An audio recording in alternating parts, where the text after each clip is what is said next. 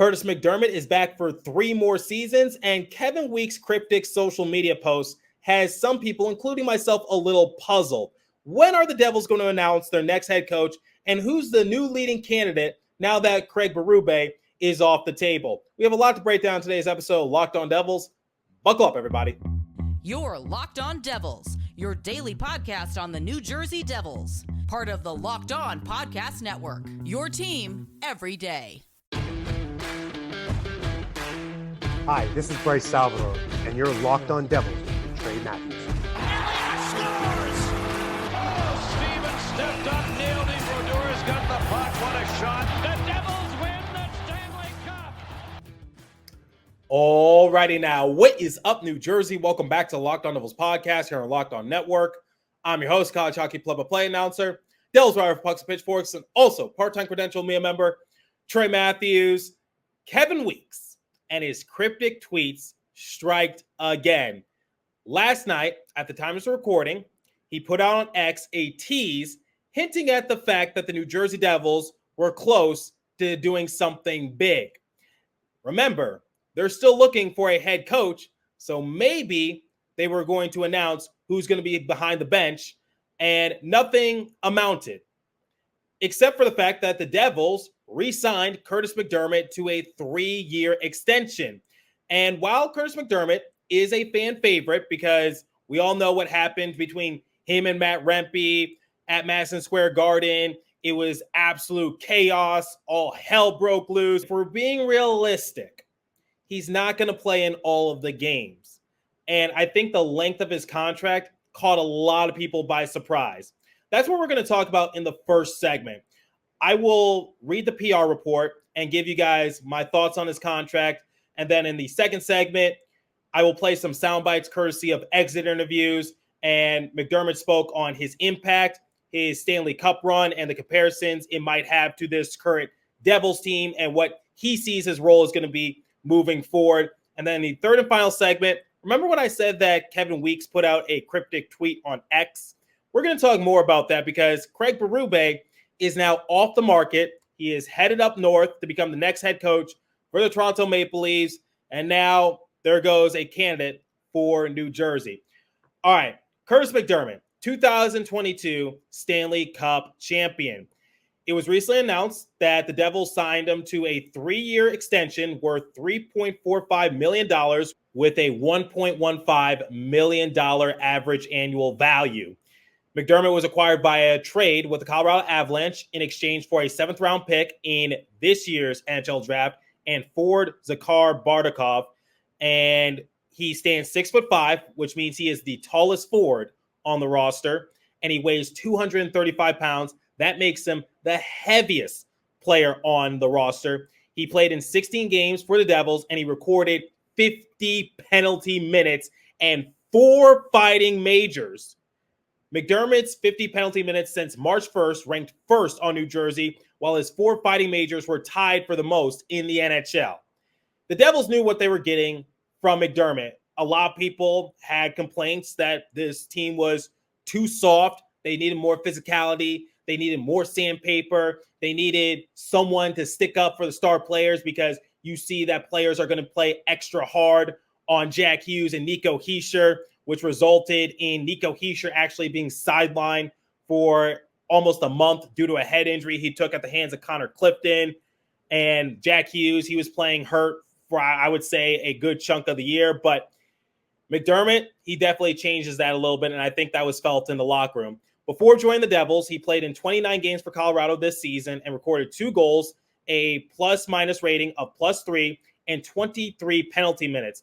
His 21.94 hits per 60 minutes ranked second on Colorado for the 2023-2024 campaign.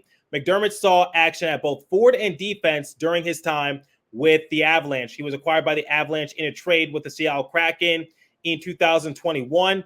In 7 NHL seasons, MacDermid has skated in 265 regular season games, scoring 31 points, 11 goals, 20 assists, while accumulating a whopping 368 penalty minutes. All right, we'll talk about his stats in more detail and what his role will be with the Devils moving forward. But let's just talk about the contract because it's a 3-year extension, which I think some people are viewing as maybe 1 year too many. Because Tom Fitzgerald made it clear towards the end of the season that he wanted to bring back Kurtis MacDermid, and MacDermid was aware of this during exit interviews, and he said that there was something in the works. All right, it shouldn't be a surprise that MacDermid is back with the Devils. Now, my thoughts on the contract is I do think it might be a year too long, but the thing is, it's a team-friendly deal. Let me reiterate something. It's an average annual value of $1.15 million. It's not like the Devils are paying him like $5 million per season. It's a team-friendly deal. And MacDermid, he does bring more physicality. We cannot deny that. And that's been a big complaint amongst the Devils discourse. In case things get out of hand, once again, come next season, then we can rely on MacDermid to be inserted into the lineup and definitely ring the bell of some players. Because I think Connor Clifton, while he got his comeuppance thanks to Brendan Smith, he definitely needed to be taught a lesson. Or the examples I used just a few minutes ago is that Nathan Bastian, he had a run-in with the Rangers, Matt Rempe and Jacob Trouba. Then Jonas Siegenthaler, he took an elbow to the side of the dome thanks to Rempe. And it was MacDermid who stepped in a few weeks later to basically make Rempe pay the piper, which instantly made him a fan favorite. The contract, I guess, can be viewed as a little long, but I think what Fitzgerald is just trying to do is that he sees that the Devils do have potential to do something. And when you have MacDermid on that roster, someone who has Stanley Cup experience, it goes a long way. And I'll talk more about that in the second segment because when he was speaking to the media, I couldn't help but reminisce back to last exit interviews in which I spoke to some veteran Devils players who had nothing but positive things to say about this young core. But before we continue, let me tell you about Game Time. I've used Game Time to purchase myself some MLB tickets recently. And what is it? Well, last minute deals save up to 60% off buying last minute for sports, concerts, comedy, theater, and more. Flash deals save even more with exclusive in-app deals on select seats ahead of the game or event. Zone deals save even more when you choose a section and let Game Time choose the seats. All-in pricing, toggling this feature shows the total upfront with no surprise fees at checkout. Seat views, get a great view from your seat in the app before you buy. The lowest price guaranteed, or Game Time will credit you 110% of the difference. Game Time ticket coverage, your purchase is covered with the most flexible customer service policy in ticketing industry. Download the Game Time app, create an account, and use the code LOCKEDONNHL for $20 off your first purchase. Terms apply. Again, create an account and redeem code LOCKEDONNHL for $20 off. Download Game Time today. Last minute tickets, lowest price, guaranteed. Okay, MacDermid spoke to the media shortly at the conclusion of the season, and he was asked about his impact in the locker room. He was asked to compare this current Devils team to his Stanley Cup run with the Colorado Avalanche back in 2022, and what his role will be with the team moving forward. Take a listen. Kurtis, I imagine, been a bit of a whirlwind for you getting traded and then, coming to this team, having, big impact in the locker room and obviously on the ice too. Just what has this been like for you? It's been a great experience right from day one when I got here. Team was awesome. Staff and everyone just made me feel so welcome right when I got here. So enjoyed my time here. You obviously, were on an Avalanche team that won the Stanley Cup. I mean, do you see some early roots, I guess, of that in this team? Are there any similarities at all? Yeah, for sure. I mean, there's a great team here, great young core. So obviously there's some good pieces and just got to put it together, and there's a bright future for this organization for sure. What would intrigue you about wanting to come back and be like what you learned about this group that you feel comfortable in? I mean, just being able to help them out and bring what I bring for the team, and I can tell, it makes a difference for them, and being able to grow with the team and improve. So that's something that I really enjoyed here. Kurtis, how comfortable were you playing in a role where you weren't in the lineup every night? That's kind of been my role the past few years anyways, so it's nothing new. Okay, I want to break all three of those talking points down a little bit. Impact. Sometimes impact in the locker room goes a long way. That's why Brendan Smith is usually given a longer leash compared to some other players, because we can all have our opinions about Brendan Smith and what he does on the rink, but what he does in the locker room certainly should not go unnoticed. And credit to Christy Flannery of the Hockey News for bringing this to my attention last season, because I didn't have good things to say about Brendan Smith. In fact, I even pushed for the Devils to try to get him waived. But she said, like, no, you need to like be able to go into the locker room, talk to him, and he's a great guy. And I think the whole team feels that sort of energy. And once I got my credentials, I got to see it firsthand. And I think the same can be said for Kurtis MacDermid, because when I hear him talking about his impact on the team or his impact in the locker room, I just think back to last year's exit interviews when I spoke with Erik Haula, once again, Brendan Smith, Andre Palat, some veteran pieces on the roster that just had nothing but good things to say about the young core, and the young core feeds on that. Remember, Jack Hughes said that he was a big fan of Erik Haula, and he even said during his exit interview that he wanted to see the team re-sign Haula for a few more seasons, and lo and behold, Haula was signed to a 3-year extension because veteran leadership is important. And the Stanley Cup run, I've been talking about it for head coach candidates, and I'm going to say it for the players as well.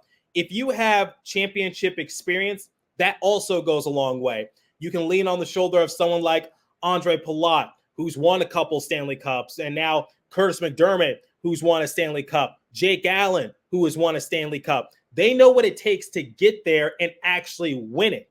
And all of them come from certain backgrounds in terms of winning the cup, because Palat, he comes from a dynasty Lightning roster that won 2 Stanley Cups within a 3-year span. They almost won back-to-back-to-back. And then the Colorado Avalanche, they have some great talent themselves, and Nathan MacKinnon, Cale Makar, and MacDermid, while he did not play in a single playoff game, he still saw it firsthand into getting to that point.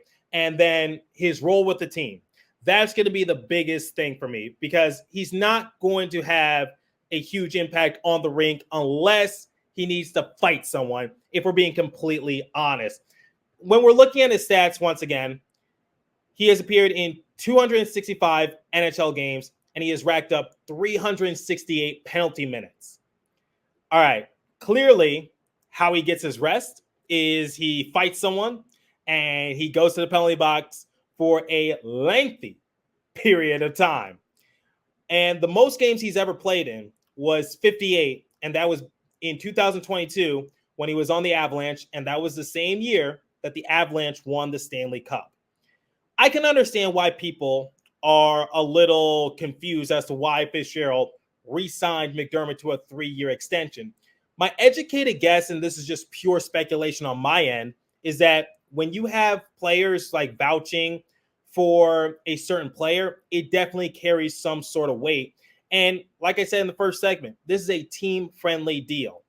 I don't think this is a deal that's going to come back to bite the Devils. It's similar to Jonas Siegenthaler or John Marino. They're signed long-term, but they also have team-friendly deals for their level of impact on the roster and what they do on the rink, which is why not many people are complaining about it. Someone like Andre Palat, a little overpaid if you ask me, but MacDermid, if the Devils are good, I don't anticipate for him to play in more than 45 games, because if the Devils are legitimate and trying to get back to the playoffs, then you might not need MacDermid on the rink. But if there is a situation in which a player needs to have his bells rung and he needs to pay the piper, then you can best believe next time that the Devils play that certain team, MacDermid will be in the lineup and he'll be ready to go. Or if MacDermid does happen to be playing in that game, you can best believe that MacDermid is not going to take it while sitting down. I would argue and say that MacDermid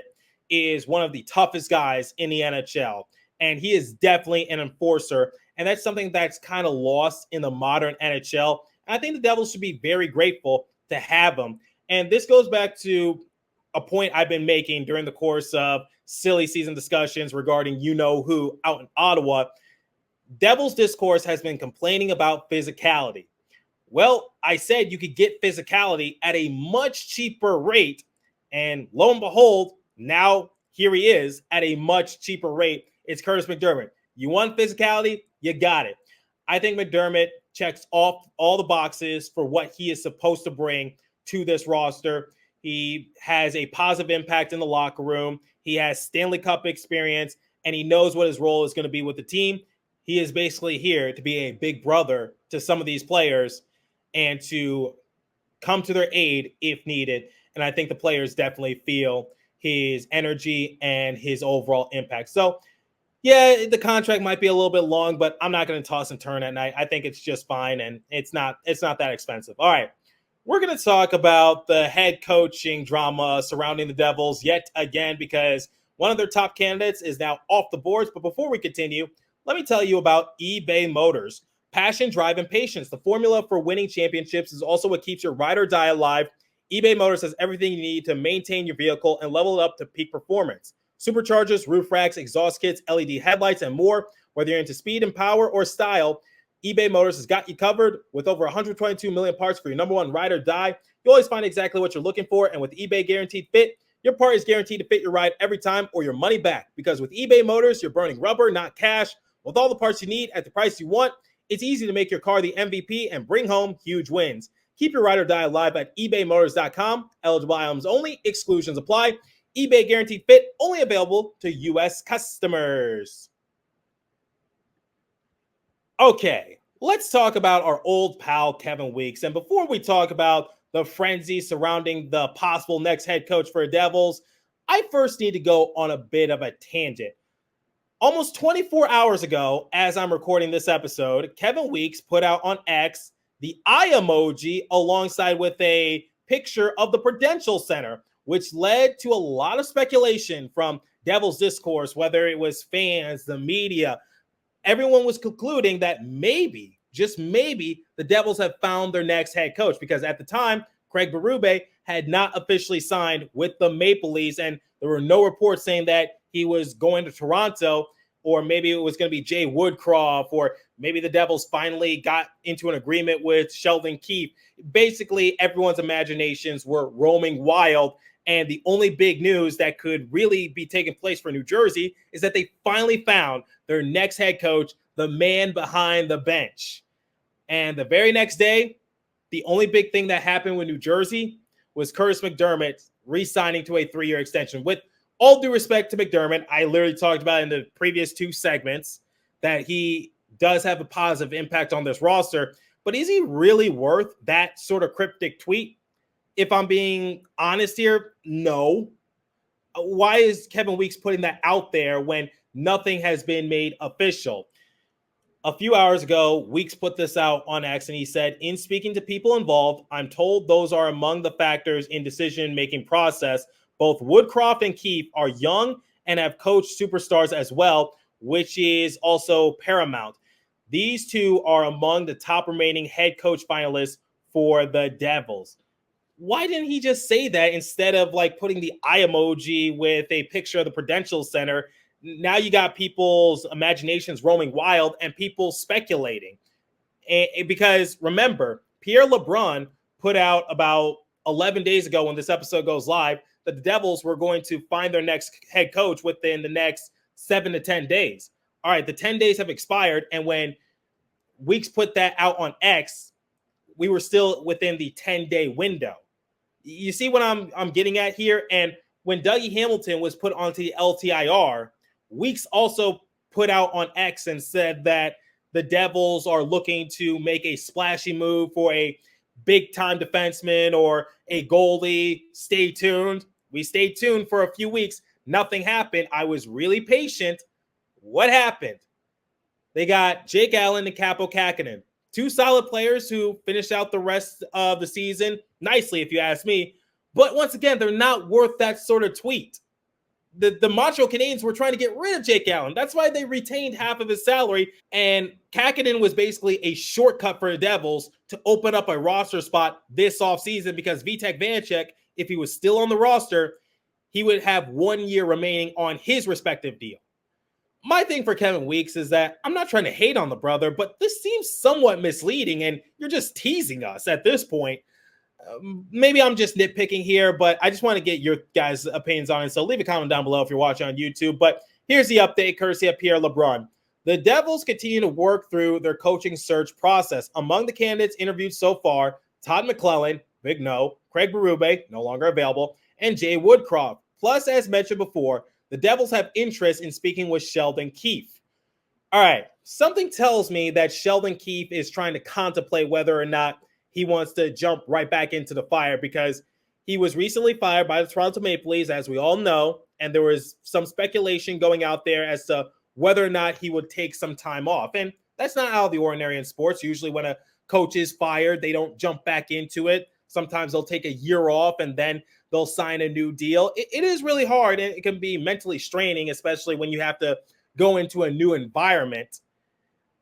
But I really hope that they could come to an agreement with Sheldon Keefe. He's my second option, if you ask me, just based on what he did with the core four and the 100-plus point seasons. And not to mention, he made it out of the first round at the helm of the Maple Leafs, and that was the first time that had happened since 2004. Give him credit where credit is earned.